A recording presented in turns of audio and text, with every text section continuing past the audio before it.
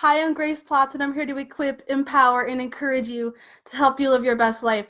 So this week, I thought I'd give you a little insight and proof that I'm not perfect by telling you what I have been using to not feel overwhelmed. So if you've been feeling overwhelmed by either things you have to do, maybe you have kids that you need to take care of, and since back to school is coming up, you just don't know what you're going to do, this is for you. Hi, Amber. So the first thing is decide to just do it, and in fact, do it first. You know, Mark Twain, he said, eat a live frog first thing in the morning and nothing worse will happen to you, which pretty much means do the thing you don't want to do first, and you have the whole rest of the day to do what you actually want to do. And if you're like me, sometimes you just need a little push, or just like a little motivation to tell yourself, yeah, I got to do that now. And doing it first may not be the most amazing thing, but it'll definitely take a lot of stress off you by you won't procrastinating that way, and you won't feel so overwhelmed. So second thing is work with a team, and don't be afraid to ask for help. It's always more fun when you're working with other people. Even if people drive you crazy, trust me, there are more benefits to working with people than alone, because I have done both, and I can personally say that working with the team is better. The other day, I guess yesterday, my sister and I were helping a neighbor with some yard work, and she had a lot of weeds that needed to be pulled up, but it was kind of fun because we got to spend time outside, so it worked for us. But so we helped her. So the three of us were able to do 2 hours worth of work, 3 times as fast and 3 times as well. So working with the team is just great. And the other night we were having dinner pretty late. We looked at the dishes, then we looked at the clock, then we looked at each other, and we're just like, okay, we got to do this. So we what would have taken one of us, at least me, an hour alone to do the dishes. My gosh, there were a lot of them that night.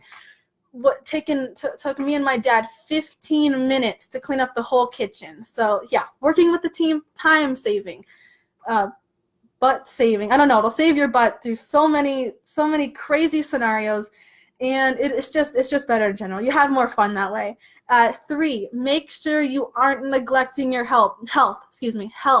Make sure you're not neglecting your health. Make sure you're taking care of yourself, because these problems don't matter if you're not even here to face them, okay? The other day, I found out I was not getting enough sleep the hard way. I noticed because my emotions were completely out of whack one day. Like, everything was annoying me. I was mad and I was sad. And it wasn't the time where I would normally feel it. So I was like, something's up. And then the next day, I woke up and I felt terrible. I was like I had felt this way once before, and it's because I didn't know where I was. Like, I was waking up. We were traveling, and I woke up and I was so tired, and I didn't even know where we were, and I was worried about the luggage. I was like, where's the luggage? Where's the luggage? And I was like freaking out. My heart was pounding when I woke up. So that wasn't fun, but I was having this 2 days ago where I couldn't even think straight. So I'm just like, I gotta take a nap. So my gosh, take care of yourself when you're going through all this. Drink some water, get some sleep, take care of yourself. Trust me, I would not wish what I had to go through on my worst enemy. So don't neglect your health. 4, keep a planner or calendar or to-do list. You know, I've been trying to keep a to-do list. I think planners and calendars work a little better because you have the agendas. But when you have a to-do list, if you're like me, this is kind of what I used to do. I'd like write every single possible thing that I could get done that day. And if I didn't get that thing done, if I didn't get everything done, which was like completely crazy because there's so many things I wouldn't be able to get done in a week, I'd expect myself to get done in a day. So I was already setting myself up, setting myself up for failure. Sorry, I had to clear my throat again. But if keeping a to-do list isn't the most important, it is important, but it's not the most beneficial, I guess, way to do it. It's not the most, I guess try this way. If you write the top 3 or 4 things to do, that's what I've been trying to do. Then like today I had to do laundry today, so that's like something that has to get done. Like, write the top 3 or 4 things you must get done that day. If you don't get anything else done, that's okay, as long as you got those things done. So like what's on my to-do list today is to work on this project my sister and I, which has been causing me to feel overwhelmed. This is why I even went and did this thing. My sister and I have been working on a project that has taken us 2 years, and we are finally starting to come closer to the finish goal. But so anyway, that's why I'm doing this, so I'm kind of talking in a mirror right now, but I hope this helps you guys too. But keep a to-do list. So we were working on that project. Laundry's on my to-do list today, this Facebook Live, and one other thing.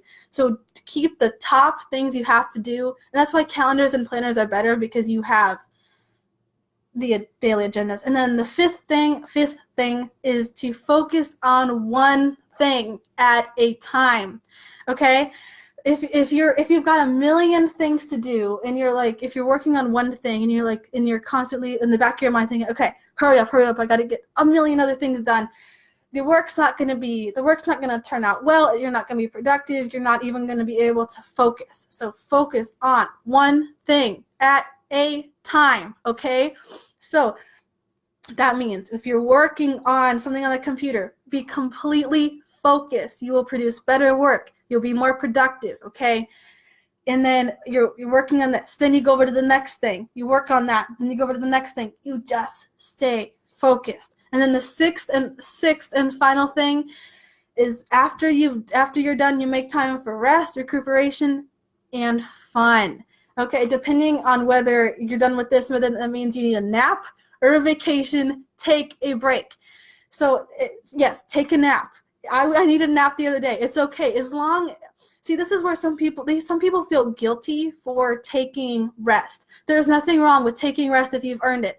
But like some people, and I kind of speak from experience, I'm like, I'd work, I'd waste time, and then I'm like, I work for about an hour, and I'm like, you know what? This deserves a break.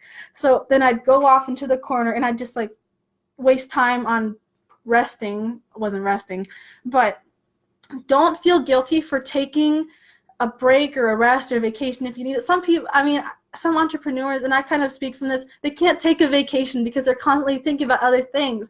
But let your brain rest. Let your body rest. Take care of yourself. I meant to say this earlier, but don't feel guilty. I mean, if you feel guilty for taking rest, you're pretty much just like not even resting. I mean, you've still got like that same stressful feeling going on. You're like, oh, I shouldn't be resting. No, it's okay. You've earned it, okay? You've earned it. You've earned that rest if you're working hard. And another thing, if you, I'm saying this. If you've got the kind of life where you don't see an ending point, like you've got the kind of overwhelming feeling where you don't see the light at the end of the tunnel, you just see all this busy work you have to do, something has got to change. If you've got 5 kids and they each play 5 sports and you don't know how you're going to take them to every single one, figure out what's got to change. Make a change, okay? Your challenges are related to your priorities. That's the hard, honest truth. But to not feel overwhelmed, do these 6 things.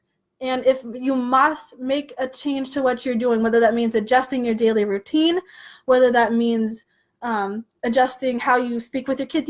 I get it. If you're a parent and you don't want to let your kids down by saying, sorry, Joey, we can't do all the things you want to do. Not so much. I mean, you're doing a better job by keeping you and your kids alive from not all that stress than trying to keep them happy by keeping all the things they're trying to do. Okay? So I hope this helps you guys. I hope it equipped and empowered and encouraged you guys this week. It has really helped me when I've been trying to do these 6 things over the last few weeks. These work. If you pick 1, 2, or all of them, they work. Okay, so stay focused, stay awesome. I will see you guys next Thursday. Thank you so much for listening.